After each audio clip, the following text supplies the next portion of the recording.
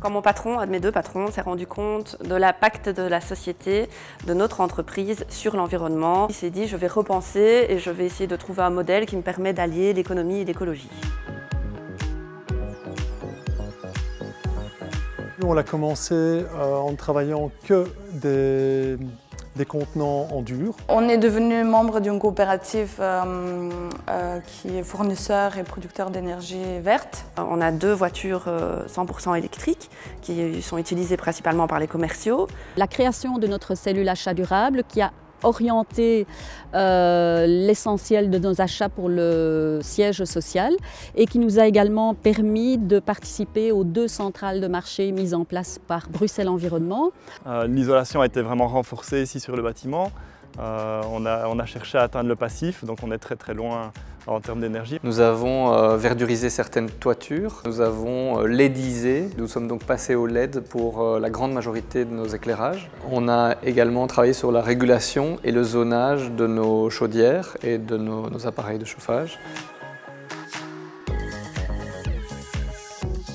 Les avantages de l'éco-gestion pour une entreprise, ils sont nombreux. Donc, pour moi, d'une part, en termes énergétiques, les consommations, donc les factures vont être diminuées.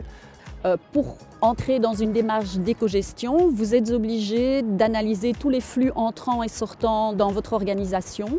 Alors ça vous donne une vue très claire des choses. Ça vous permet également de dégager des indicateurs qui vont vous dire voilà où sont vos points faibles et c'est là qu'il faut travailler en priorité. C'est aussi, je pense, un positionnement très clair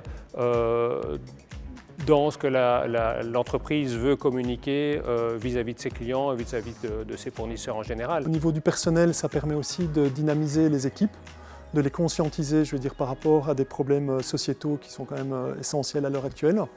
Ça permet aussi de fixer des points et des objectifs durables.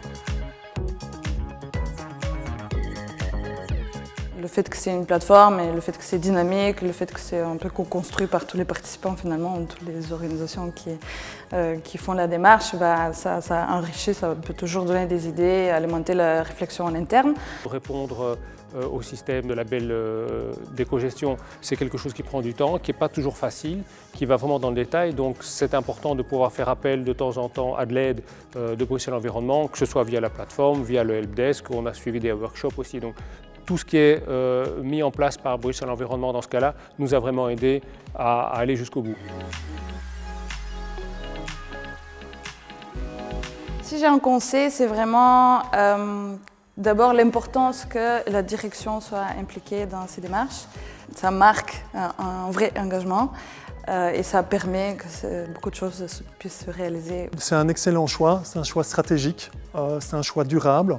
C'est un choix environnemental, c'est un choix qui doit s'inscrire, je pense, vraiment pour toutes les entreprises pour une transition durable.